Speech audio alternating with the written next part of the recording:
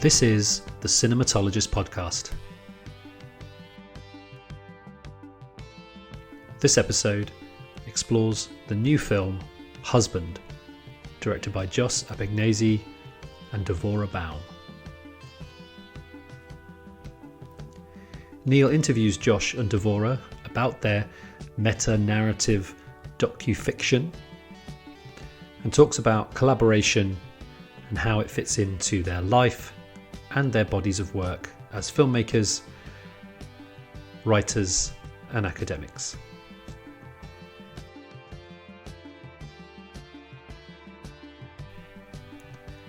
Elsewhere, Neil and Dario talk about the interview and its relationship to the film, and they both had very different responses to the film.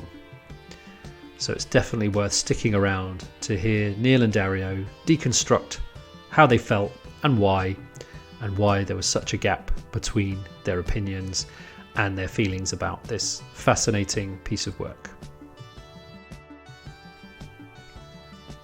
On with the show.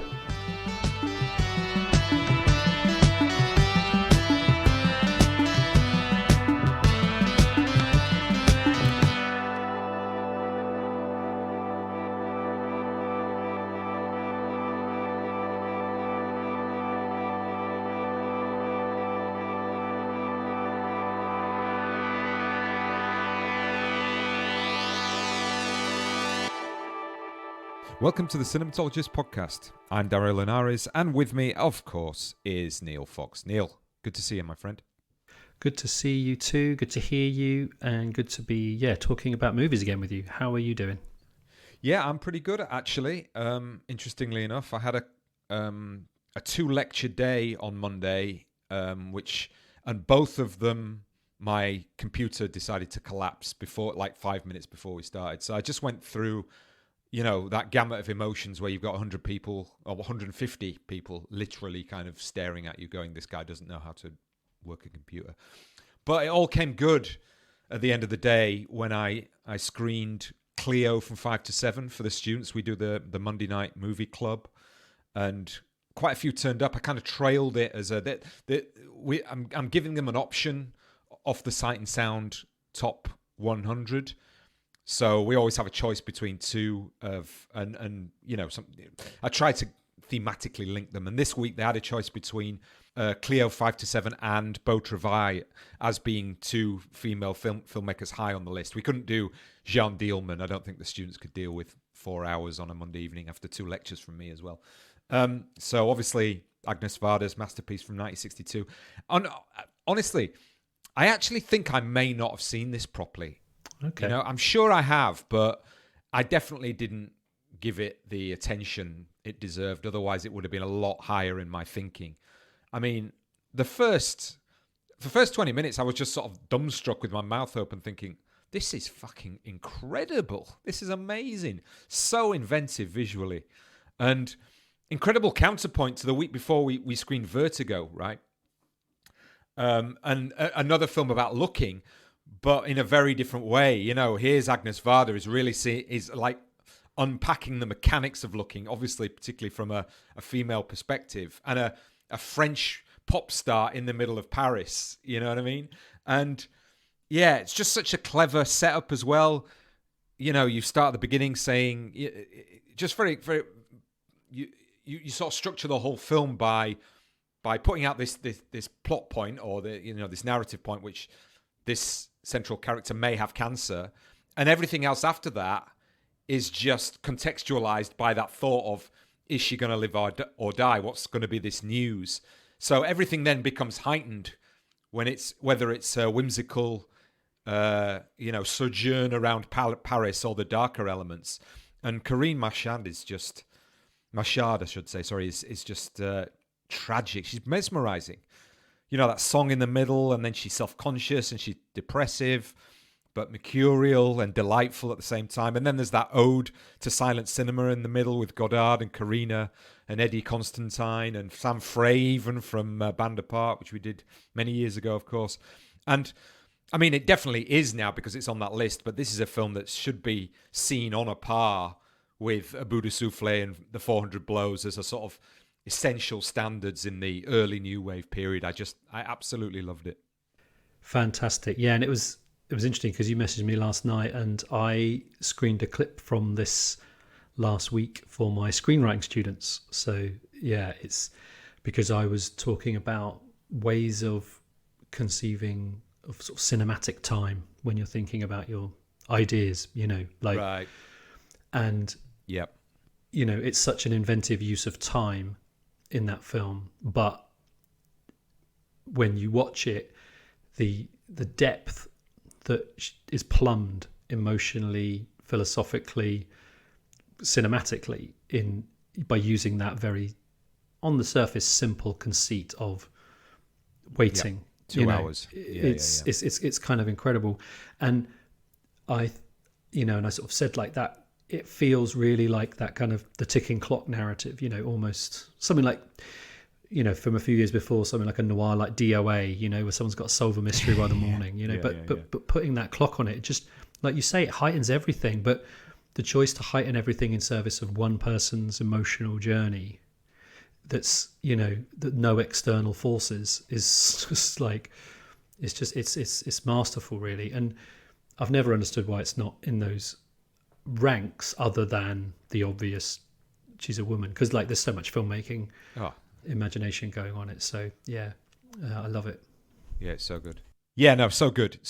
And it does just make me want to go to that 100. I know we've done the whole episode, I don't want to go through that all again, but just to fill in my blank spots and just recognize what people who have got more knowledge than I do say about what are great movies, because there's so many, there's quite a few on that list that I haven't seen. So yeah, it's going to be good to do that. I just very quickly also, I just wanted to say thanks to Ian McPherson for writing a guest blog for us. He wrote this piece on a film called What Do We See When We Look at the Sky by a Georgian filmmaker called Alexandra Koberdze. I think that's how you pronounce it. And yeah, he's gone quite a big deep dive on this film. I think it's just a film that he saw and really loved, and felt that it's one of these that so many films that are good but just get bypassed. They might kind of come out for a week, or they don't find a place on streaming. And we talked about that in the past. And he aligns the film with a kind of deadpan wit and archness of filmmakers like Kaurismäki and Anderson. So yeah, check out the blog and the film. Obviously, I think the two go hand in hand. You're probably worth seeing it first if you're into that kind of thing, or if you're into that movie. I'm definitely going to have a watch of it now, having read his outline. Well, good news on that score, because it's on Mubi from this weekend. Oh, fantastic! Yeah, so we'll tie that in actually then on social media. Yeah, I saw that after Ian's piece went up, and I haven't read Ian's piece because I want to see the film first. It's a film that I've known about since festivals, because it was like Berlin maybe, or somewhere early last year. Well, it was at London 2021. Looked so great. Yeah, okay, so it's probably even earlier than that. And I remember it sort of doing, so maybe it was Cannes that year, 2021 or something. But yeah, it's been sort of in the back of my mind, so I'm really excited to see it, and I'm really excited to see Ian's piece. Yeah, so thanks for him to going deep on it. Good timing as well. Yeah, indeed. So this episode is based on an interview that you've done on a film that's just come out, and I think actually we're recording on the 7th, and they're having a big screening I think at the Curzon tomorrow for the launch of the film. So yeah, why don't you take it away and tell us about this film and the filmmakers you spoke to? Will do, yeah. So the film is out. They're doing a special screening tomorrow on Curzon. It's kind of in cinemas at the moment, and then it's on Curzon Home Demand, or whatever that service is called, Curzon Home Cinema, as well. So it's available. It's a film called Husband, and it's a filmmaking team, Josh Appignanesi and Devorah Baum, who this is their second collaboration. They're a husband and wife, and they make these kind of meta sort of documentary narrative autofiction films. They made a film, I think 2016, called The New Man, about it's Devorah's pregnancy, and then this is sort of a follow-up which finds them sort of in New York for a book tour for Devorah's latest film. I've known Josh for a long time. He had a short film called Bonsai. He probably won't like me saying this because I think, like a lot of filmmakers, he's probably disowned his early short film work. But he had a really lovely short film called Bonsai, which I screened at Filmstock in sort of the mid 2000s. So sort of followed his filmmaking journey since then. And I think I mentioned as a review the last film, which comes up in the interview, Female Human Animal, his kind of a similar kind of autofiction, meta-documentary narrative around the curator and writer Chloe Argy's and her exhibition around Leonora Carrington, which is another interesting film. So this sort of popped up, and just we haven't really talked about a film like it and a work like it, and I was interested in the collaboration between the two of them, who are both subjects in the film as well as the people who ostensibly make the film. So I thought it was a good opportunity. Sorry, Neil, just to interrupt. I think it's important to say that actually as well, she's written this book as an academic, and she's at the University of Southampton, and it's I think the field is kind of psychoanalysis or psychology or social psychology, something like that, and I think that's an interesting part of the dynamic, I think, which is something that to sort of talk about, I think, later on. Yeah, that's good. Yeah, I think she's got background in critical theory as well, in terms of her academic discipline, work. Yeah, discipline. Yeah, good. That's right. Yeah, discipline. So just an interesting film to kind of to talk about, and the chance to kind of to get into that kind of filmmaking process, I thought was interesting. So they kindly took some time last week. Josh was struggling with some chronic back pain, but so very grateful for him to for taking the time. But I think it's a really interesting conversation, and I know the film is going to throw up a lot of conversation for us afterwards, which is kind of interesting. Yeah, indeed it will. I mean, not to sort of spoil what's coming on later on, but I think, from the interview, I know that you like the film, and I think that you have, let's say, more of an empathy with the situation than I do. And I had a different experience entirely. So it should be some interesting stuff to say at the end. Cool. I'm looking forward to that. So hold on for that after this interview with Josh Appignanesi and Devorah Baum about Husband.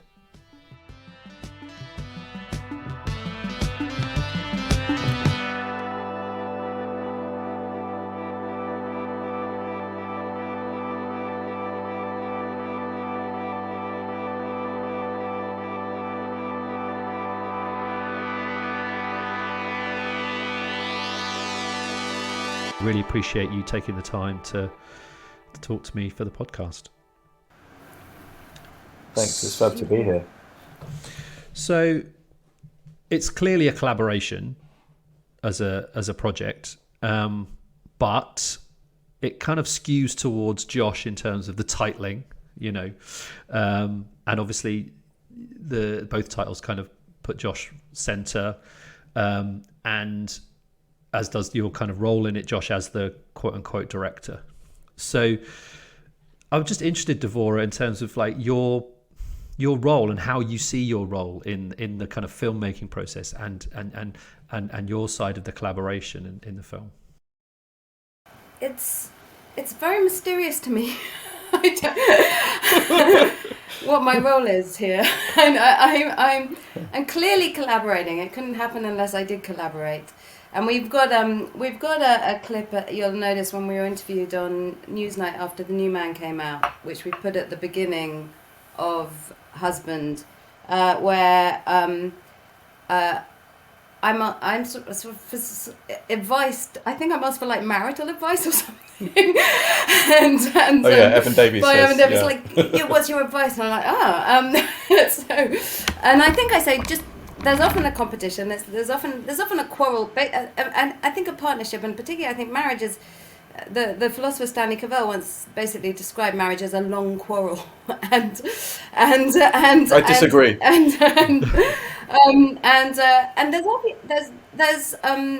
there's obviously a kind of I mean. When people say film and story require conflict, I mean that relationship drama is normally a kind of conflict that's just going on, and that can be comedy, and so I suppose the advice I give is that you should collaborate with your partner, and that seems to me to be a sort of modern woman urging men to collaborate with women. But actually, what we're seeing in these films is Josh really urging me to collaborate with him, and I evidently am, but I seem to be putting up a lot of resistance throughout. And so I think I'm taking the opportunity to, in a way that I'm able to do more on camera than I am off camera, actually, and more on camera than I am in life, to really be an antagonist, a collaborator who's antagonistic to the project that's at hand. So I was very much participating every step of the way. I'm acting, and I'm deciding very much in the edit exactly what will go in and what go and how to shape the story.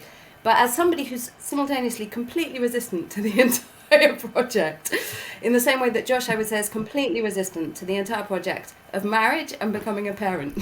So, not collaborating with both. Vengeance is mine. Yeah, I mean, it's such an interesting question. I almost sort of feel tempted to throw it back on you, Neil, and say, are you married or are you in a long-term relationship? And if you are, then there's your answer. That's what that's like. There are good days. No, I'm in my second marriage, and in that marriage I have 2 children, and I did want to talk about this later on, because I think this film has come at a very interesting time in my life in terms of, kind of feeling very uncomfortable watching it, knowing that I think I've been guilty of many of the selfishnesses that you have put on screen, Josh, whether that's an act or pure documentary. Oh, it's all an act. It's all an act. I'm a wonderful person to be with, right? Delight. I'm a non-stop delight, and in no way a controlling, neurotic. It's an amazing performance, then. Well done. But it's interesting what you were saying there about like tension and antagonism and kind of conflict, and in terms of teaching film, like we teach collaboration, but there is this kind of very kind of anodyne sense of collaboration as something where you just work with people you get on with and everyone agrees all the time, and that is not what collaboration is. Collaboration is a meeting of minds. It is trying to find something which is greater than the sum of the 2 parts that might be, in your case, kind of going into it. So I think it's a really interesting set of films that actually are evidence of collaboration through the tension and the quarrelling and the kind of the trying to get somewhere new. I think particularly in the case of Husband, I think we view it as a kind of romantic comedy of sorts, and what again the philosopher Stanley Cavell calls a remarriage comedy. Not that there's such a dramatic difference between who we are at the beginning and the end of the film, but nonetheless, a kind of reconciliation of sorts seems to have occurred after a kind of tense time together. And one of the reasons that reconciliation occurs is simply because I'm relieved because my book tour's over. and that's a huge relief. And the other reason is Josh seems sort of prepared to admit some things that he wasn't prepared at the beginning, and there's a kind of relief. This holiday is done with, because going away together can be quite hard, especially with small kids. But the reason that I love romantic comedy as a genre that's full of promise, that is very often the results, particularly today, of romantic comedies as a genre are pretty depressing. But the reason I love it is because it's usually a couple who are vying for power to be the master over each other. They're in an antagonism that seems to be about somebody wants to master the other one, and they're sort of not noticing that the pleasure they're taking in each other is to do with equality, to do with the fact they wouldn't take such pleasure in each other if they didn't have a repartee that's about balancing and rebalancing the scales. So actually, by the end, what they thought they wanted was to master the other, and by the end, when they come together, they've understood that it's always between them, that it has to be a collaboration, and that's where the pleasure is. And there's also sort of political implications of that I really like, not just for sexual politics, but for all politics. So I think that's what I suppose we were trying to hope to slightly bring out in our movie too. And just that it's almost like what you really want is to sort of be unmastered by the other person, actually, even though that's can be quite uncomfortable. You do, if you're into it, ultimately, that's the sort of path to change or something. I don't know, self-awareness or something can only come through that kind of being unmastered from your. There's a bit in the film where you talk about the sort of, this notion of sort of addiction and control and mastery, and it sort of pops up in. And that's kind of, you were talking about the collaboration. That's kind of Devorah's role in Husband and in the prior film we made, where she acts this kind of like chorus theorist character who kind of says wise things, and then I act out on them very poorly. and that seems to be quite, I think, that's our collaboration at some level. That is a little bit what we're like maybe sometimes. Great. Yeah, I was going to bring up the humour part of it. It's very funny. It's a very funny film, but yeah, there is this humour in service of really big feelings, particularly, and big ideas, and complicated and kind of messy stuff. And I certainly think that romantic comedies have shied away from that. And I like the idea of a kind of comedy of remarriage, sort of My Favorite Wife kind of style, where there's a smartness to it. And you really get the sense of these two people need to be together for it to work. It doesn't work with them, like you say, not facing off, not challenging each other, not kind of competing, and not doing all of that stuff. But I just wondered what you felt the role of humour is in these kind of big ideas and these complex things, and whether some of that's been lost in terms of how we actually process some of these feelings and some of these ideas. You can. Do you want to? I have stuff. You say your stuff, and then I'll say my stuff. You say your stuff. No, you say it. Yours is fresh. I'm still thinking. Okay. Well, humour and feelings have a lot in common. In fact, the word humour used to mean feeling, really. It's one of the words we have for feelings, or certainly from the medieval period. And one of the reasons humour is, I think, very serviceable in, first of all, the thing I just said about a relationship that isn't a comedy. I just don't, if you haven't got a sense of humour in a long-term relationship, expect a tragedy, because you really need to be prepared to be prepared for slippages. So humour is slippery. Jokes and punchlines are all about sort of, you begin over here and then you wind up completely where you never expected to go, and you have to be prepared to accept those surprises and accept being falling on your face or falling on your falls. Lots and lots and lots of falls are what you have to be sort of up for, and to be constantly proven wrong. And if you can't take pleasure in that, if that isn't fun or funny for you, then good luck in all your relationships. But feelings too have this dispossessing quality to them that comedy does. That you think you know who you are, you think you know where you are, and then a feeling seems to come along and completely floor you in a very similar way, I think, to the banana skin to some extent. Was I hearing correctly under your sort of behind your question, Neil? Are we in a time where things that might have been straightforward to laugh about, now maybe we're feeling, maybe perhaps politically and often for some good reasons, much more worried about laughing about? And maybe we still laugh, but then we feel very discomforted by that laugh, or we refuse to laugh, or we refuse to fun. Is that kind of behind you? Because that is something that, the sort of simple answer is like, if you want to talk about proper things, proper difficult relationship things, that actually are really the stuff of life, the things that really matter to us, mothers, fathers, spouses, children. Those are the deep down things. If you want to talk about those things, it's quite hard to talk about them, and a might be good to make it fun. And so, there are good romantic comedies and great relationship comedies and so on. But it's just that's just a quality thing. But at least they're rendered approachable, these difficult things, in a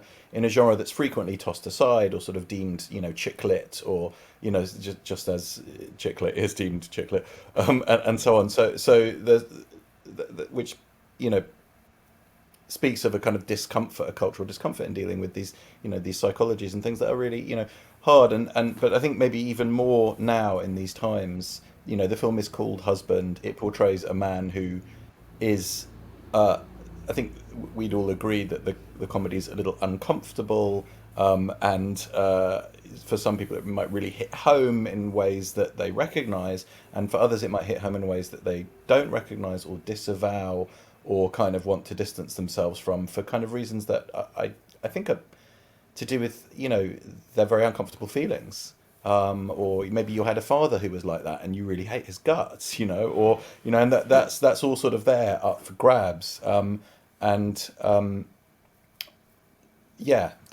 I just wanted to start that. I also don't, I only really like uncomfortable humor.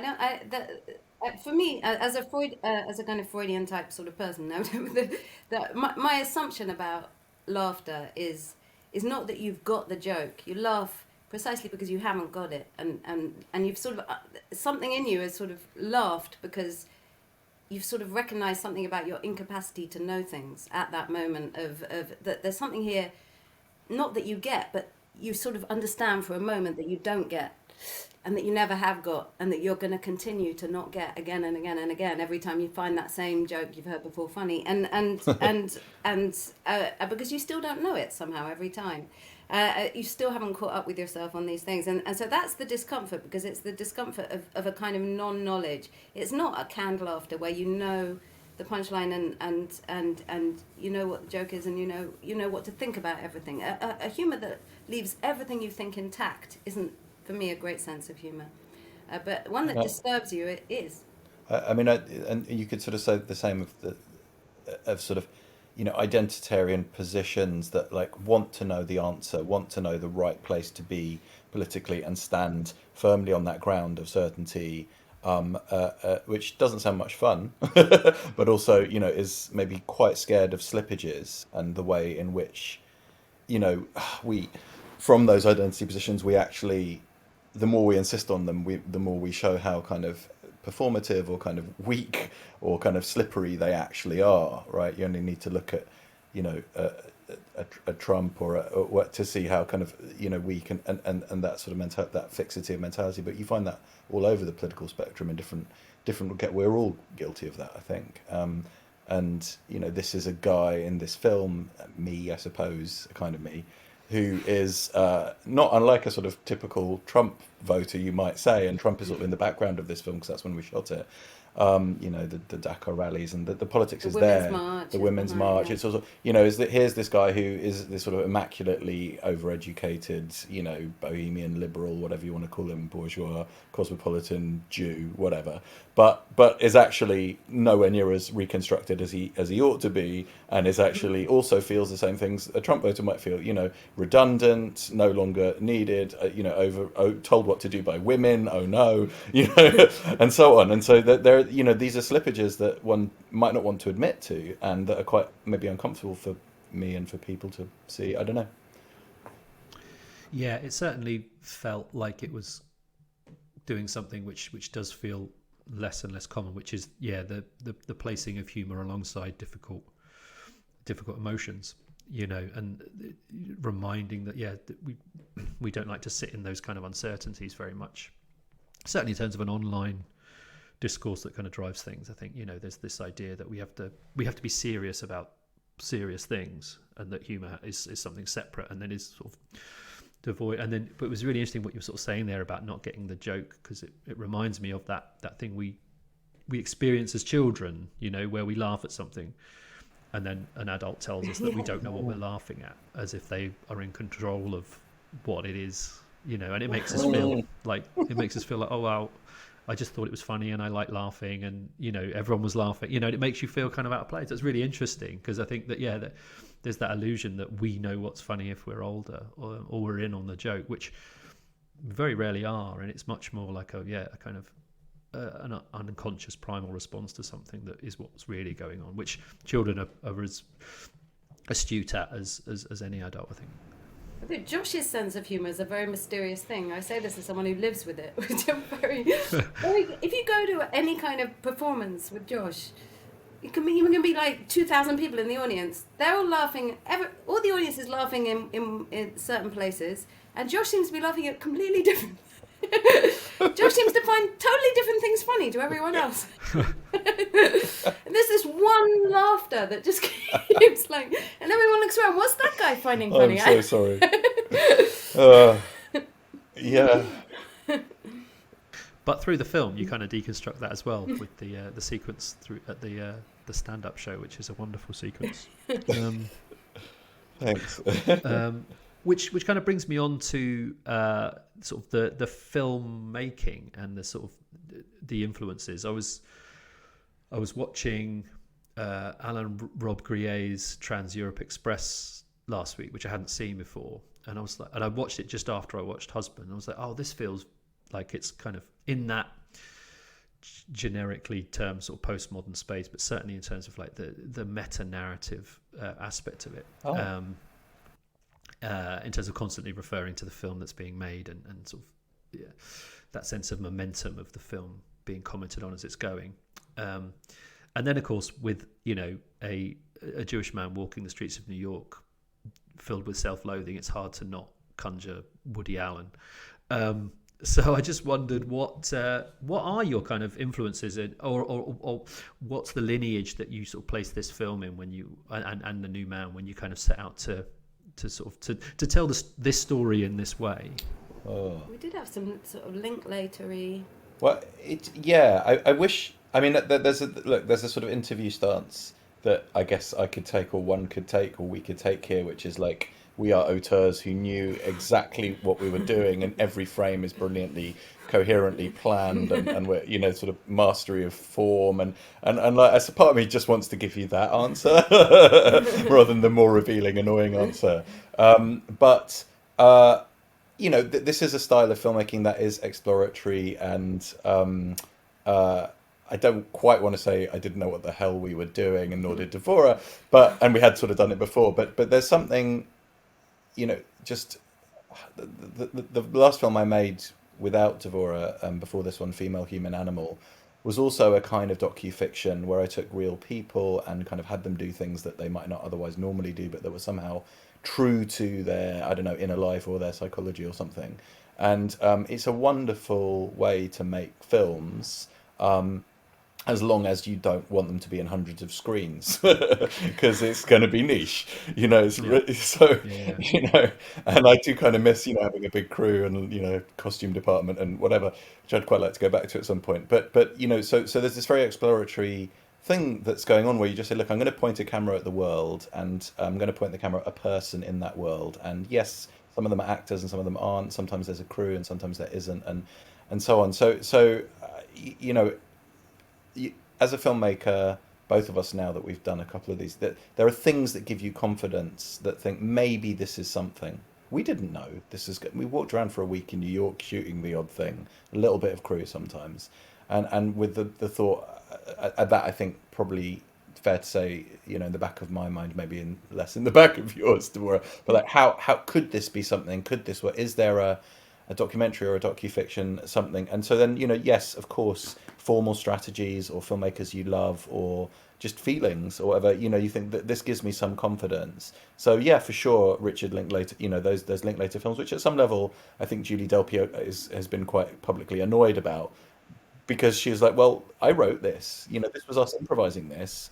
And their improvisation is everything in that film. Their flirtation is everything in those films. Yeah, it's really well done and nicely shot and everything, but at some level, they did that. And so those films, Before Sunset and so on, those films gave us confidence that you could just walk and talk.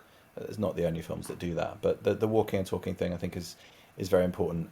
Woody Allen, of course, just impossible to get away from. And so to some extent, you do have to, when in Rome, I think a little bit, you find yourself. When in New York, yeah. When in New York, it's hard Yeah. not. I mean, you see it for all kinds of. Not to put myself in the same bracket as actors who can actually act, but anyone who's even come within a sniff of working with Woody Allen ends up even Kenneth Branagh is, ends up deciding to sort of imitate.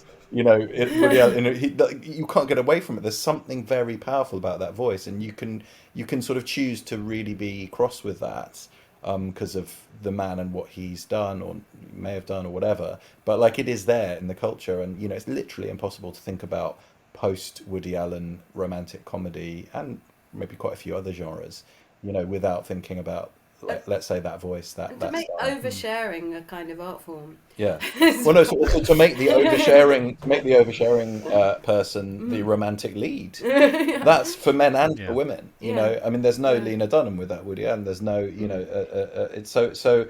Yeah. So if you are a sort of romantically inclined, inclined neurotic, then thank God for. There's a lot of permission that was given with that. I think it's easy to sort of forget that now.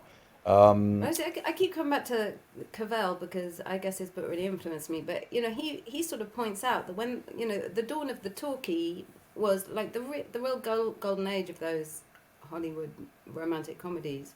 The dawn of the talkie in cinema, actually the pleasure principle was talking. Actually, the thing people really couldn't get enough of because they'd not seen this before. They went to the cinema and they found an overwhelming pleasure in watching people talk to each other, and they saw the pleasure of conversation and of people sort of battling wits and just taking pleasure in each other through conversation. And that's what I think that's the pleasure of those, and the romance of those Linklater films is just seeing two people talking. Yeah, and I guess we knew we could be quite funny, and both of us are playing sort of amplified versions of ourselves, let's say, and hopefully self-ironizing ones. And we discovered in the earlier film, The New Man, that if you just put a frame, often a static frame, and just leave the camera there, people will be hoisted by their own petard. And obviously it's a milieu that's very privileged and sort of literary and all of these things, and so it's kind of quite self-ironizing immediately. You just think, who are these idiots? But I also love that milieu. It is my milieu, and I'm really grateful for people who read too many books and talk about them a lot. I just thank God for them. I think they've given quite a bit to the culture, really. And when people are, have issues with that, I worry, actually. I think, what is it that you're angry or envious about beyond the privileged discourse, which is important, but also masks a lot of just, I don't know, discomfort and stuff that is actually not that helpful. So I don't know. So it is a bit of a love letter to that, as well as being like, let's mock it gently as well. Yeah. Yeah, I mean, it's interesting. Like Linklater, Woody Allen, your work in these films, even back to screwball comedies, they're all kind of reminders that conversation is or can be cinematic. We have sort of dismissed a lot of stuff that's very talky as being theatrical or stagey. And I think that there's so much filmmaking in your work, as it is in those others. That reminds that it can be a really powerful cinematic tool to have people conversing, and the way your films are constructed, cut, they're very cinematic in terms of how those conversations are sort of shown, cinematically. I think it's really, and it's really nice to hear you sort of talk about that. You mentioned the kind of the literariness of it. There's a lovely sequence in the new film with you, Devorah, at your reading at McNally Jackson with Zadie Smith, and watching it, and sort of it focuses around your work. Your work is heavily featured in this in a way that it's not in The New Man.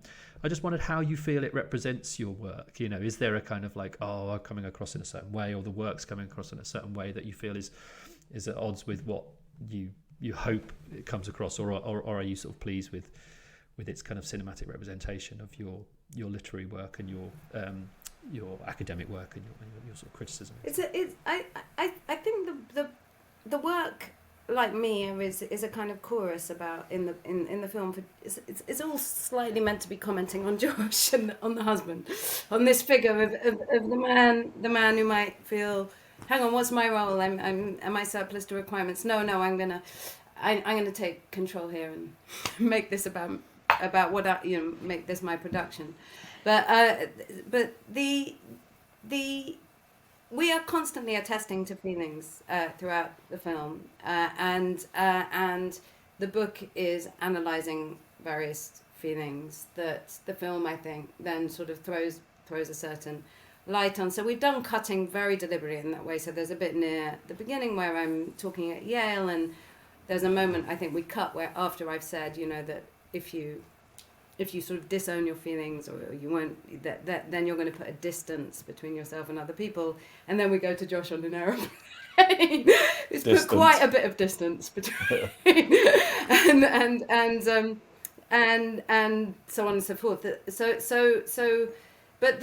sort of the thesis of the book, I think, is partly that feelings are contagious, and there are fascinating element in our lives, feelings, because in very divisive times when people are sort of furious and angry and full of hatred towards each other, or envy, or whatever it is, and projecting huge things onto each other, that's also sort of oddly the where they meet. It's very hard, I think, to sort of have a very strong feeling towards another person and they're not going to catch it off you. Like if you really hate them, they're probably going to start reciprocating, and unless they're a saint or some kind of removed from this sort of world. So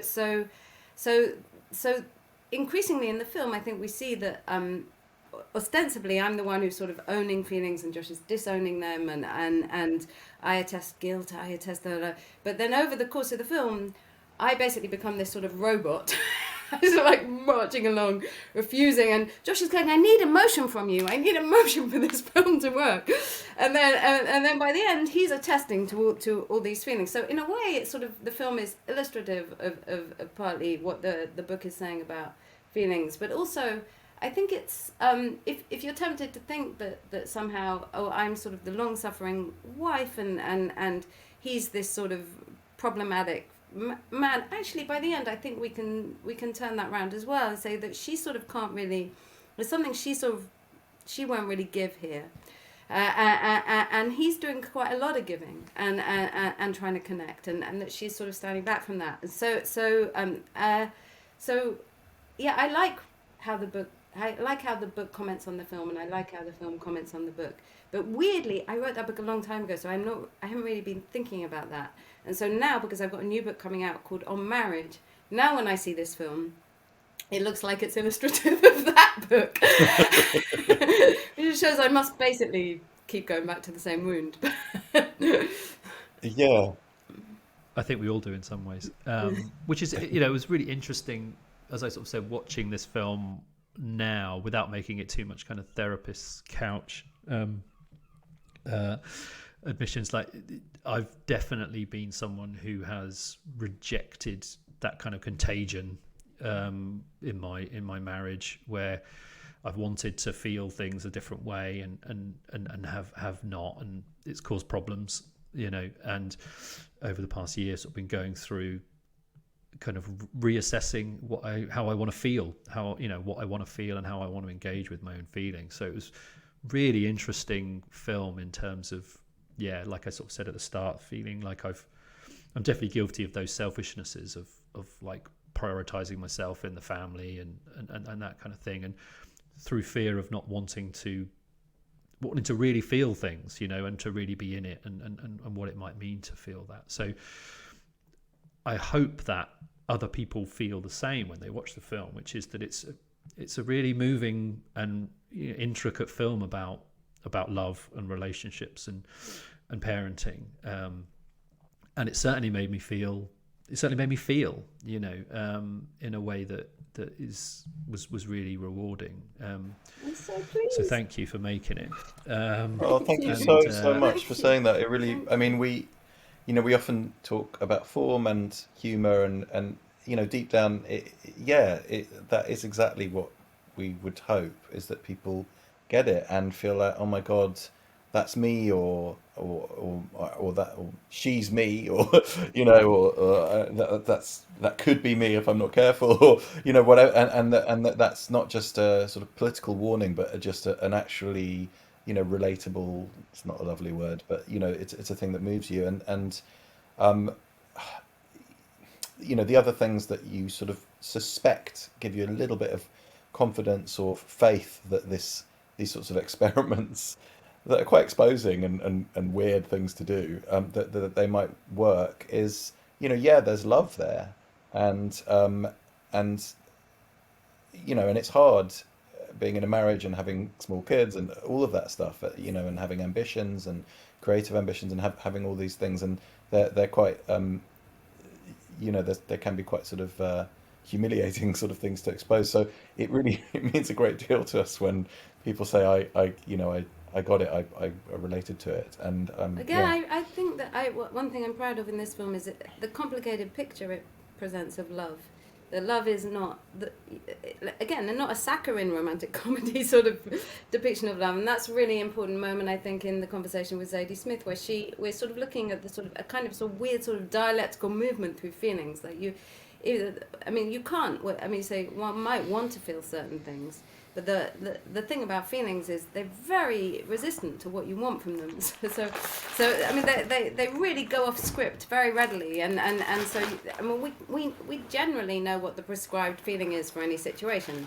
I am at a funeral, I should feel sad. Oh no, I seem to be quite happy. Let me try and look sad, or whatever it is. That feelings. We're very conscious very often in situations that we're feeling what appears to be completely the wrong thing, and so we try to hide our feelings and try to perform the correct ones while secretly feeling other ones, and so on. But the idea that when you allow yourself to just really feel what you feel, and possibly even share what you feel with somebody else, or even just with yourself, that is already the beginning of feeling something else. And so in that conversation with Zadie Smith, we look at the idea that envy, which is a very, very prolific feeling right now, resentment is everywhere, and it seems like such a painful, toxic feeling to admit, but that envy might be sort of a form of love, or on its way to love. So it could be, you can wind up from these feelings at love, but you have to be prepared to go through them. And so I quite like that picture of love it presents. Yeah, the sort of the film ends with this kind of apology, if you like, and this sort of coming together, and there was real kind of, I don't know, affection and love in that scene, and we had a good time, and there was something there, but this apology comes in the form of an admission where exactly that kind of identitarian slippage that we were talking about is I'm literally saying maybe I'm the neurotic, needy, all these feelings that are sort of quintessentially or sort of ascribed stereotypically to women, and as sort of negative things, are the ones that I'm having, and she's kind of she's cool, in control, and she's been dealing with it like a man, I'm like described as a Zen master. I feel nothing. She feels nothing. Yeah, like how men would like to be, Liam Neeson or something. So it's quite funny, and I think that's that's a thing. I also do just want to speak up for the film a bit and just say it was like, I feel like it was a bravura move, like a sort of typical male auteur will be like, and then I did a 6-minute single take shot with this extremely long, complex fight sequence that ended in this thing. What we did was just 6 minutes of two women talking at a book talk, and I feel like bravura, It does feel it, because it's a statement in the film formally. And I think it works really, really well. You definitely feel the filmmaking decision behind it in terms of we're giving this time over for this, and you have to work out why. And it's not just a simple it's Zadie Smith thing. There's a real reasoning behind it, which I think you do feel in the filmmaking in terms of why it's there. It makes you pay attention in a way that bravura shots should do. They should draw attention to the form, and I think it really works. And you have to sit with it, which I think is something that is difficult for men, I think, traditionally. And that's what's so interesting about both the films, New Man and Husband, is the kind of man that you put on screen, which is quite a rare portrayal, but I think an important one. Thanks. Now that you say that, it makes me think about listening, because the portrayal is of a guy who really isn't listening. But of course, we're not that guy, we're the viewer, and the film sort of provides these opportunities to, if you like, listen to a woman, basically, in short, and all the sort of freight that might be in that term. And then maybe by the end, he's slightly heard her, and the film has made us listen too. And then there's this sort of tiny joke at the end, sort of almost a spoiler, but where I sort of say, okay, I'm going to do some listening now, and then there's a sort of twist which I won't give away, but it just really, is he listening though? I mean, these it's great to sit here and say men should feel their feelings, or people should feel their feelings, and that's transformative, and that's all true. But like the other recognition that we have to have is it's really fucking hard to do that, and it's really uncomfortable, and so much of our character is how do we avoid having to do that, and actually some good things, some functional things come out of that avoidance. I wouldn't be making films if I could just have my feelings. It turns out I need to act out on them, and as you can probably tell from the films, I mean, this isn't shock news. Like these films wouldn't be made if I didn't act out on, not just as in a performance, but just grabbing a camera and pointing at people, including friends of mine, including collaborators, including my own wife and children. It's a bit mad, really. Like, why would you do that? It's why it makes the sort of who are your influences seem a little bit sort of exactly just a sort of not, it's sort of not quite the real question, because Josh can't help. He can't help it. He has to make a film out of everything. No, it's an act of desperation, and it's also just to talk about the economics of it. Really, I mean, it's an act of desperation because if you're a very successful commercial filmmaker, you don't need to be doing this, and you have time to do this. Whereas if you're like, all your projects have failed and you're in the middle of lockdown, just thinking, what the hell am I going to do? Let's dig out this weird footage we shot in New York 3 years ago that I've completely disavowed. Oh, it's kind of interesting, that's so there's a kind of, I don't know if it's self-sabotage or how I've ended up here, but so there is there is something there.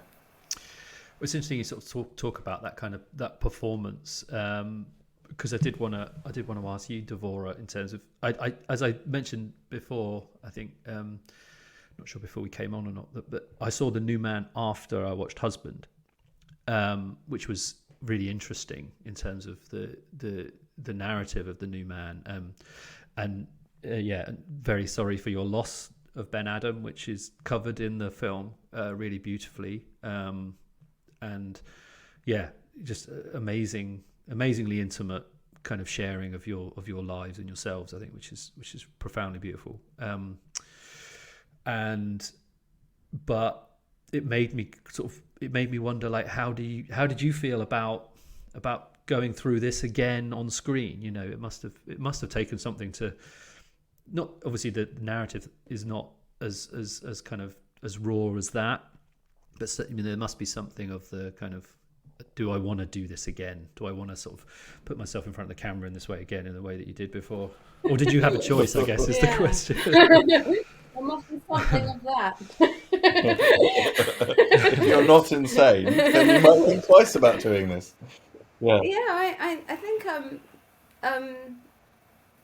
the brilliant thing about me is that I'm capable of, if you watch a film and you suspend your disbelief, I seem to be somebody who's able to suspend my disbelief whilst making one. So, during the film making itself, I think I'm not making a film. So somehow I'm able to sort of do everything it takes to make a film whilst not believing I'm making a film. I just, essentially what I think I'm doing is my marriage, and something that my marriage appears to require. I'm so sorry. And particularly it seems to particularly require it at moments when I'm very stressed and going through something else. So essentially, I mean, they are of course sequels in one way or another. I have something coming out, a baby or a book, and so at that moment it seems I have to make a film. Sorry. Sorry. the way this film is made is that, and in general, is that I'm with people I'm with anyway, and a camera that's always seems to be standing in the corner of the room anyway, whether it's on or off, is just there, and so it's very easy for me. And then I'm just having an argument anyway. I'm just continuing it. I just seem to just basically be living my life, and so in some ways it looks like we're being very postmodern by bringing in all these meta sort of referring to the filmmaking going on. But it's also just, and in fact, postmodernism itself is also simply a gesture of trying to be more, not less natural. So because it's saying, if I excluded the fact that this was going on, I would be not acknowledging something that's actually going on, which is that I'm making a film at the same time as everything else, and so the film isn't separate from life; it's part of life, and also the sort of actually all the terminology of the film and the terminology of life are not so different. Josh is in a supporting role. Or is he capable of being in the supporting role? Does he really want to be the star? Is he? I mean, that's going on in life and on camera, and so that's my only explanation really for that. Yeah, and it does get to that kind of that tension at the heart of postmodernism, that idea of complicity and critique, and how they, how we are both doing those things at the same time constantly, and that's a really interesting sort of insight into just the constant filmmaking process that you must be under, and that you are in a way in terms of just living and navigating stuff. I just to add something. I mean, it would be great to claim it as this sort of Kiarostami level brilliant intervention into kind of meta, but one again, this sort of taking of confidence in a sort of experimental film, which at some level it is, even though it has very strong echoes in romantic comedies or whatever else. Actually, those films that we've just spoken about don't have the filmmaker protagonists in them. In general, I think they really very rarely do. And so the other strand that was kind of maybe giving us a little bit of confidence doesn't come from cinema. It comes from fiction. It comes from writing, which is autofiction, which is obviously all the rage in literary circles and has been for a decade. Now scarred, and the male domestic, and men actually writing about their feelings, and all those things from very literary registers to kind of not so high art registers, and so but they are very different, because prose, it's not your face. You can talk about all kinds of very intimate things, but you don't have to put your stupid face in it. So I don't know. So it just, maybe there's good reasons why people don't do autofiction very much in film. Camera, yeah, I mean, but some of my favorite filmmakers, have. I mean, Chantal Akerman is a kind of hero, and you might think, oh well, the register is very different to Chantal Akerman, but I mean, she's the one who then went and made a really cheesy rom-com in New York about a shrink, and for sure. Juliette Binoche, pretending to be a shrink. I mean, it couldn't be more, Woody Allen-esque kind of on that. So I do feel a kinship with, the possibilities that are sort of somewhere in that space. Yeah. There is no doubt that we're suffering now, because our faces are about to be on screen. We're inviting people seemingly to judge us personally, and it's actually a horrible time. Yeah, it's not great. So it's a very weird thing to have done, because you actually it's kind of unbelievably awful. and that's not that. I mean, that's just true. But I just, this thing of I feel it's more. There's a scene I really love in The New Man, where you're just looking at our shadows on the ground. It seems to be the most meta scene in The New Man, because essentially, I'm extraordinarily depressed and anxious, and I'm going through a terrible time in life. And what you're seeing is Josh just filming our shadows.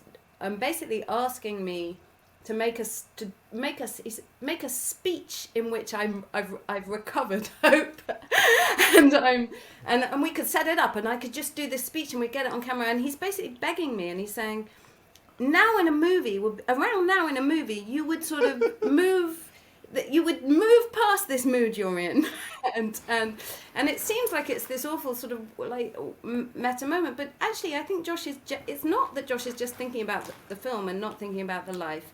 He's thinking about the life. He's having a hard time being my partner at that moment in my life, and he's trying to use film language to persuade me. He's saying, "This is what happens in narrative. Now's about a good time for you to change how you are and how you're being." And I'm just being resolutely silent, and you just see and you sort of know how I'm feeling about that from that moment.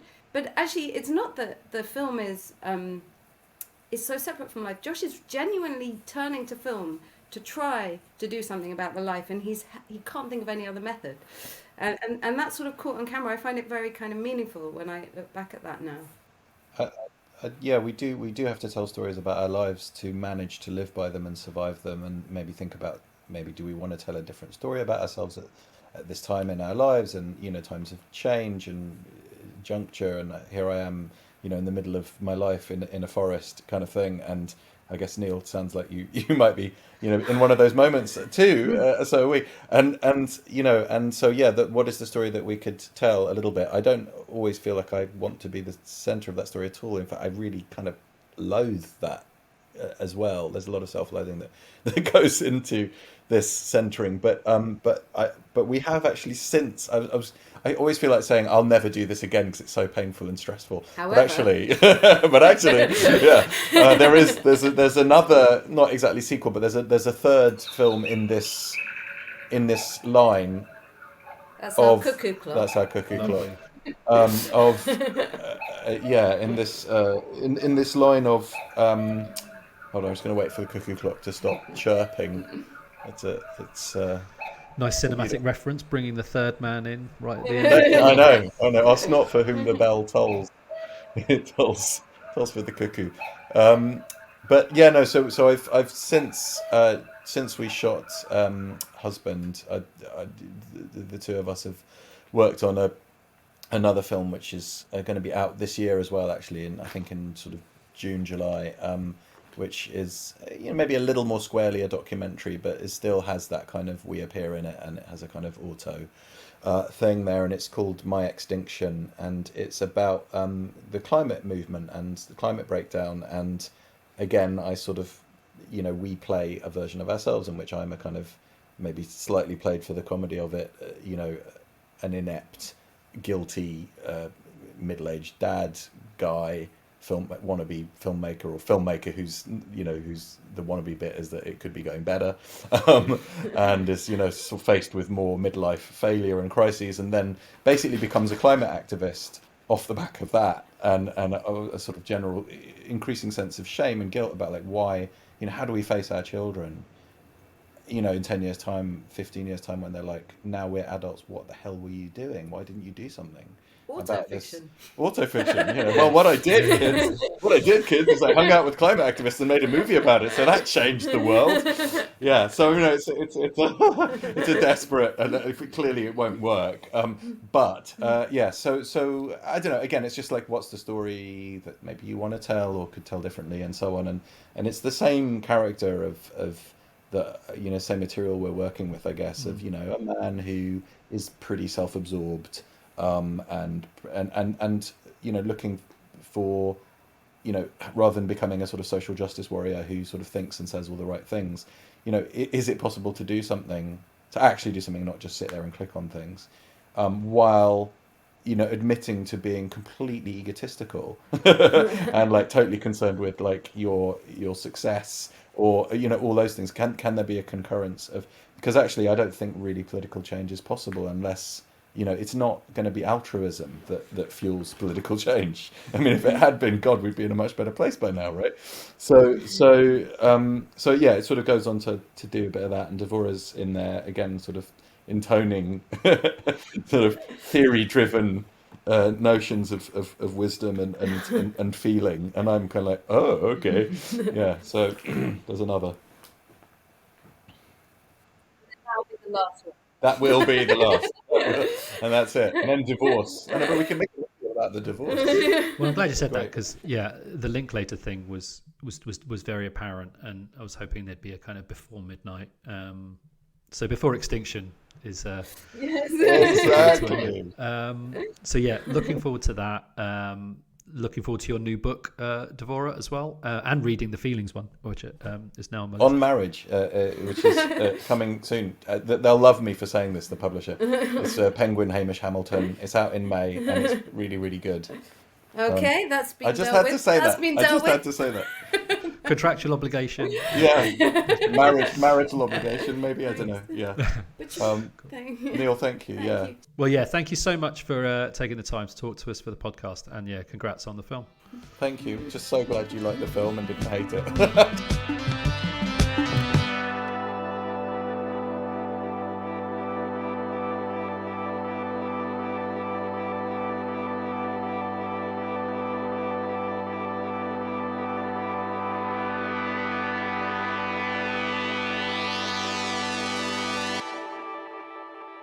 Thank you to Josh and Devorah for the conversation. I really enjoyed the conversation, and yeah, for me, it sat really nicely with the watching of the film.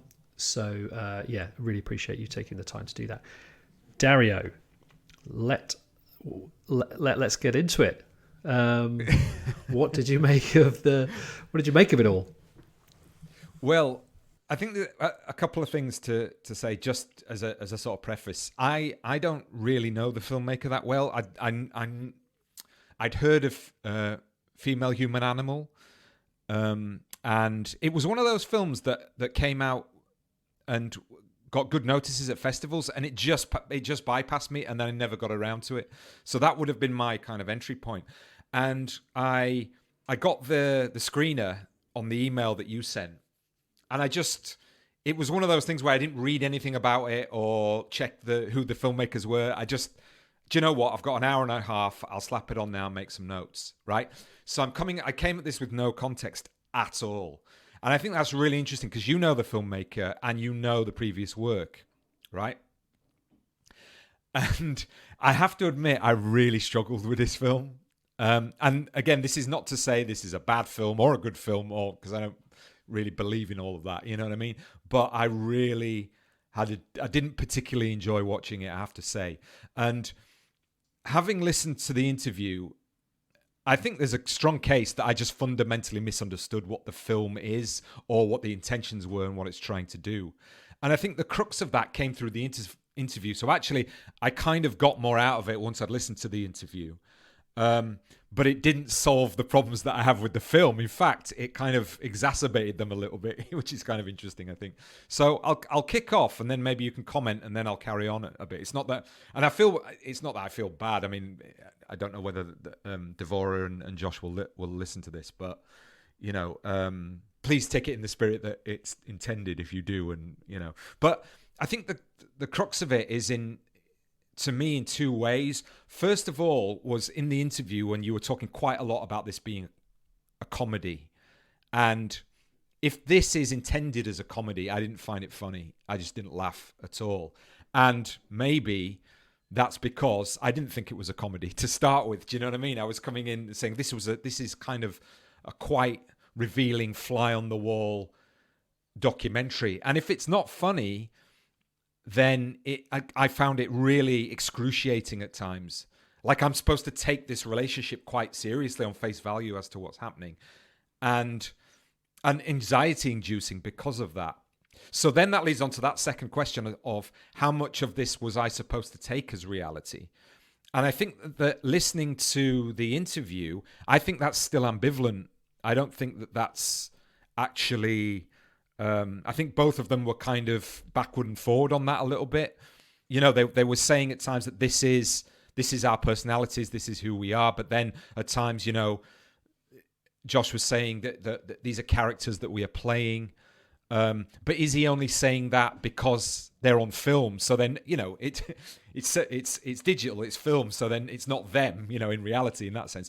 But is it a realist evocation of the dynamics of their relationship? And you know, if that's the case, I found them a lot more likable in the interview than I did in the film. You know, it was kind of infuriating at times just watching what was going on, and the patterns of their relationship with each other. And again, I'm sure that they're ready for these kinds of comments. But I found it really, really difficult to watch as well in terms of that kind of that middle class, self-reflexive trope that's in a lot of work these days. And you see it in certain sitcoms. Like I remember once I turned on BBC Two to watch Newsnight like 10 minutes early, and there was that sitcom Mother on BBC Two. I don't know if you've heard of that, Neil, but honestly, it wanted to make that show wanted to make me shoot myself. It was like it was like, if that's what people's lives are like, please, it was just horrific. Anyway,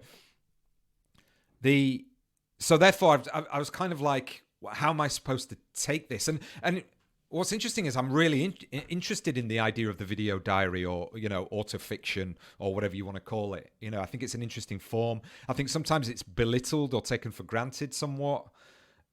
Maybe because everybody's kind of the star of their own lives, aren't they? If you think about social media and what have you. But I'm really interested in kind of meta-documentary. I know we've talked a bit about The Act of Killing, which I think is a great film. Joshua Oppenheimer's piece about thinking through truth and reality on film and the deliberate playing with those things. And God, Jafar Panahi, one of my favorite filmmakers who plays around with that. But in a way, to me, that the mechanics of it is much more on the surface in an honest way here, where I was kind of like, it's not that I think that Josh is being dishonest, but again, it kind of, what am I seeing here? Am I seeing a dynamic of two people who are actually being truthful with each other, or are they playing up to the camera in this dysfunction in order that it serves the interest of the film in that sense? So, and because of that, because I didn't find it funny, I didn't find it endearing either. And yeah, there was elements of it where both of them were, this sort of early device of losing the passport just set the tone for me. It was like, the central male bumbling figure. And it was funny because in the interview they sort of mentioned, I think Josh mentioned, and maybe both of them do, that sense of, they said something along the lines of, this is a kind of character who isn't presented to us very much. And I kind of have to disagree with that. I think that the bumbling male figure, God, it's the central pivot of so many sitcoms, and if anything, it's the idea of crisis and masculinity related to overbearing, dominant male figures is one thing, but the idea of the useless male is part of that whole narrative of crisis in masculinity. And then there was this sort of recurring pattern that I kept seeing in their relationship, where they do a thing, they go to an event, or she does a thing particularly, and he's enthusiastic, and she says, "Oh, isn't this brilliant?" They go to a concert, and isn't it brilliant? Or she does her thing, and he says, weren't you brilliant? And all this, and she doesn't believe him about herself because she's insecure, and then, or critiques that event. So, oh yeah, isn't this all just, we're walking around tourists, but isn't this just for wankery tourists like us? Do you know what I mean? It's all commercialized and stuff. And he gets defensive and takes it personally. And, I think that was interesting to me, because I think it tells you something about the purity that we're all after in the shared experience in our relationships. We all want our partner to really dig the thing that we dig. And when we don't, it causes no end of problems. So I think that was an interesting insight. But yeah, I just really struggled with the sort of negotiation in terms of what I was seeing here. And I wasn't enjoying seeing their patterns of behavior and their dynamic. I felt quite uncomfortable at times, I have to say. Cool. Well, I think that the discomfort is intended. I think I think that's entirely on purpose. So yeah, and I think that I don't necessarily disagree with anything that you've said there. I think there's just, and I'm trying to think about why I had a different response, because I think that all of those things are absolutely in the film, but my relationship to them is kind of different. And I think maybe that is a combination of things. I think it's like where I am in my life in terms of the things I've been thinking about in terms of my own relationships. I think there's a very kind of direct correlation in terms of the character of Josh and how I feel about myself, that felt very raw and resonant. There is the familiarity with the previous work and that mode of kind of meta-documentary aesthetic in service of a kind of narrative that comes into being through kind of exploratory videoing, so that idea that you sort of said about like what should you take as reality and their kind of ambivalence to that, I think that's, which I didn't really get until the interview, was that's a product of how they live. They live in front of the camera in a lot of the ways, and then they don't know there is a performativity in there, and they're using the performance to get to something else in their own relationship as well. And then on 2 occasions it's become a film, with the new man and then with husband, which I think is, fascinating to see these as kind of offshoots of a kind of ongoing creative project within their relationship. But I don't think they would necessarily know where they're being genuine and where they're not, which is the kind of my initial response to the film, which is very different to Female Human Animal. This is very much about the two of them, and less kind of narrative in terms of like general plot points as opposed to that. But that, I think I quite early asked my, sort of said to myself, this can't be real. Like this can't be, he can't really be this useless, and they can't really be like this. So I think something in me was like good faith and see it as absurdism, but I think a lot of that is the context that I am bringing to it from knowing Josh's work, particularly previously, so I think on a different day, without that question, I think I easily could have been like, this is ridiculous. And I think that's in the film. I don't think that's me saying, oh no, it's not like that. I think that's that's absolutely there.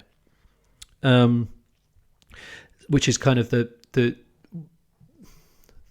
what I think is interesting about the idea of the bumbling, useless male is kind of twofold. One is, it is a trope, but it's very rarely a trope in what we think is a documentary, where we're, the idea is that we're supposed to be seeing some, the idea of a documentary is that there's something interesting about this person that is worth committing to film in a way that, there's a lovable, endearing quality in a sitcom, but here it's like presented as a documentary and this person is absolutely self-involved and self-absorbed. So I think it's the aesthetics of it and the form of it which kind of jars against that. And that uselessness, I think, is interesting in terms of what you were saying about, you said about like, being the star of our own lives. And I think I think this is where it's quite a sharp kind of critique of contemporary media, where this is much closer to the reality of what people put on video now and share with the world, in terms of, we've all started to believe that we're the star of our own lives as a society. So we share all this stuff all the time, but the reality is that it's of no interest, and we are dysfunctional people, and we're kind of creating this narrative of importance that kind of distracts from real life, And what I like about the film is how the things that Devorah talks about in terms of her work that comes through in terms of the readings and what the book is about and the stuff at Yale, and then is like that there's all these distancing things. There's the film, there's the books that's distancing the characters in it and us as an audience from what really matters, which is our feelings and our relationships, and how do we navigate that now? And the fact that these are two people who have found themselves or found each other and survive is kind of miraculous, considering, like you say, how challenging that relationship is. But I do think that the milieu that Josh defends in the interview, is a sticky one right now. and I think it's absolutely valid. I think that they probably know that in terms of the audience for the film, but it is sticky to ask, like, why are the concerns of people in this area, kind of where we should be spending time. I think that's a very, that's a big question. And like I say, I have a very personal connection to the feelings that they're going through in their marriage and what Josh is going through in terms of asking those big questions about his own role as a husband and stuff, that kind of bypasses that. But I think that depending on where you are in your life, and that conduit might not be there, and it is just, and I think that you could argue that maybe it doesn't do enough in terms of critiquing or skewering that persona, in terms of like the bumbling white male figure at the center of, what essentially is a privileged world, but I also think that given the nature of the filmmaking that extends across years and is part of it's whether that would feel disingenuous to then put that stuff in, I don't know, but I think it's right to say that it causes a friction. I mean, I think the stuff about performativity is really interesting, and I think this is why your interview, to me, as a companion piece to the film, is really fascinating, because there were moments when I felt that it depends how much you think the film is, how much of it you think is real or not, how much the dynamic of their relationship is real, as to whether they start playing those roles in the interview with you. Like, for example, at one point, it was very clear because Devorah kind of slags him off about when they went to the theatre and he laughed in the wrong places. And she went, well, we went to that thing once and you were laughing in all the wrong places. It was really embarrassing like that. And he went, yeah, sorry. And it was just exactly the same as in the film, right? So that speaks to me, again, putting my pseudo psychoanalytic, which I don't have hat on. It's a microcosm of the film, and it's also kind of revealing. And, that's why I'm saying, I'm not sure I certainly wouldn't be comfortable doing this, because there's a you could point to the idea that actually the film and the whole process is a kind of veil over the reality of their dynamics. Do you know what I mean? It's like, look, again, what do we all do to manage our relationships? We all mediate them in some ways. You could argue, again, it's not for me to comment, of course, because I don't have any children, but we make decisions in our lives, you know what I mean? Because maybe there's social pressures, but like having a kid or getting a dog or buying a house together, all of these things might be anchoring points to say, oh, we're together now. And like making these films together may be, like you say, a kind of way of making sense of how their relationship functions or dysfunctions as it might be. But then I would be really interested to see what the offcuts of this film are, what didn't make it, and how they edited it together. Because it was really interesting in the interview that she, in the interview, Devorah talks about herself as the antagonist, which I think is really interesting, and because I don't think that it's cut that way. I think that their dynamic is that he is the antagonist in the sense of he's fucking up this really accomplished woman's life and career. And it's like to the point of, hell, love, why the hell are you with him? If he's doing your head in that much, for Christ's sake, you're going to spend the next 40 years doing that. Now, again, I wouldn't say that to anybody directly about their marriage, would I? It's rude to say that, but they've just made a film about it, so I'm sorry, but that's what it came across as to me. So this is where like this is what I'm talking about when I say I didn't enjoy watching it, because I felt like, and like it would be interesting to see, to hear if Josh thinks that is, it's again pushing the question of how close are we here? Because if we're really close to reality, then I don't want. It's not for me to say. You know what I mean? It's like there seems to be a lot of problems there. To put it mildly. You know what I'm saying? But again, if I think very quickly, just say, I think if Devorah is in the edit and making those decisions, maybe she is like complicit, or in a good way, of saying, let's put in these bits where we're really arguing, because that's the kind of juicy bits, and that's fine if it's like, because there was not a lot in that movie where there weren't many parts of that movie where I could see why they love each other. Let's put it that way. Interesting. Yeah, no, I think that point she makes in the interview about she's there in the edit, she's making the story choice, I think is true. And I think those questions are absolutely valid. I guess I just kind of turned it back on myself, because that's where I am right now, rather than, because I'm in a kind of very self-reflective mode at the moment. Yeah. But aren't we all, Neil? We're all doing it all the time. Everybody, that's the thing. It's kind of like everything that they're doing, they're walking around and saying like things like, how do we get to enjoy all of these things in our privileged life and then make a film about it? Aren't we wankers, for liberal wankers with a camera doing all of this? We all think that. Like, we're doing this podcast. Sometimes I think, who wants to listen to us two, middle-aged white guys wanking on about film? It's so maybe that's part of the discomfort as well, because there is a sort of lens of who the hell are you? For sure. Kind of thing. I can absolutely empathise with that. I think the thing that really struck me and that Devorah said was when she said, like, it seems like my marriage needs this, and that idea of like, this is essentially a way that they communicate, work through, process a lot of that relationship stuff. This is the mode for doing it, and I'm sure we are not privy to,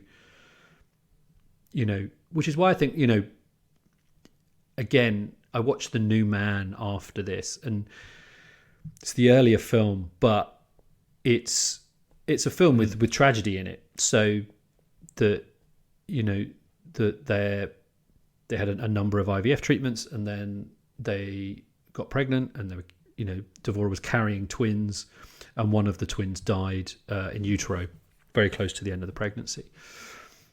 And what's interesting about that film is that is obviously like the decision to just to stay with that stuff, and I think that's where the discomfort in husband is also that's a real decision to say, we are going to show you a particular side of it, and it's going to be an uncomfortable side, and it's going to be a side where you're really questioning, but it's almost in the body of work, and the fact that they're out promoting the film together, that's there's that kind of existence of the real relationship outside, but also a kind of like a bearing of aspects of it, which I think is really fascinating, and kind of uncomfortable. It's interesting you say that about the interview, because obviously it reminds me of, I remember seeing A Cock and Bull Story, the Michael Winterbottom, where Steve Coogan and and Rob Brydon play versions of themselves in the film. And then I saw a press screening at the London Film Festival with them, where they played the versions of themselves in the film in the Q&A, that led to the trip, so the trip thing all came out of that, but it was so interesting to be in the room with those two real people talking about real versions of themselves, but playing the version of themselves that's on the screen. So obviously playing up the banter, the camaraderie, but it was like, like, how do I feel about the fact I'm getting a free comedy show, but what am I learning? What am I missing? It does create a veil. It does, so I do think that, kind of seeing this interview almost as like a counterpart to the film is fascinating, as opposed to being something where we're kind of getting to the truth of it. We're just further messing it up and complicating it and, working through the stuff. So that's a really interesting way of framing it. Maybe if it gets a Blu-ray release, this should be on the special features. Well, there you go. There's nothing like a self-promotion to end a podcast. Well, because I'm a shameless white liberal with a podcast. Yeah. Well, you got to do it. Hey, man, you're not even on social media, so it's kind of like, I'm bashing out our ads all the time. So I've got to do my part. Indeed. So I mean, again, like I say, I enjoyed the interview, and it made me think a lot more about the mechanics of filmmaking, and and the idea of where the self lies. And you could take all of this to its kind of endpoint. There is no self. We could all get we could all get Matthew McConaughey on this, and we're like, we don't really exist, and all this kind of thing. But yeah, and Josh Devorah, if you're listening, he's, like I say, he's followed me on Twitter. Please unfollow me if that's all annoyed you what I've said there. But yeah, an interesting reaction, which I think has provoked interesting conversation, which is always good for the podcast, clearly. Yeah, and I would hope that would be something that they are, engaged with. I think they're pretty savvy about what the audience for the film is. And what's nice is being able to talk through the challenges of a film or the issues of a film without it being reduced to like, I didn't like this, it's good or bad. That's one of the great things about doing this podcast is like, I'm not trying to persuade you, and I'm interested in your response to it, which I think is completely valid, and and hopefully shows people that there are other ways of enjoying work than than that. So. Yeah, no, and to be honest, I do want to read Devorah's book because my favourite part was listening to her and Zadie Smith's conversation. Really, I was kind of ready for that, but I suppose that's the academic in me kind of coming out. Great. Well, yeah, thanks for sharing, your honest, complicated feelings about it. Really appreciate that. Great to chat to you about it. And it certainly made me kind of question, I think it's made me question where some of my kind of personal emotional biases are with the film as opposed to other things. So I really appreciate that. But I think it's well worth seeing. And yeah, a kind of, an interesting piece of work and an interesting companion piece to The New Man as well. So thank you to Madeline from, I think it's, Dartmouth Films for setting up the interview and sharing the screener, and thanks to Josh and Devorah for their time. Thank you, Dario, as always. Thank you. And thank you to the listeners, as always, for supporting us, both here by listening and sharing on social media, and our Patreon subscribers. We'll be back very soon with another episode. They're coming quite thick and fast at the moment. But for now, thank you, Dario. Thanks very much. Another episode will be in the offing very soon. I'm just preparing for Berlin, so yeah, content is king. Can't wait for your Berlin travelogues. But until then, this has been the Cinematologist Podcast. Thanks for listening.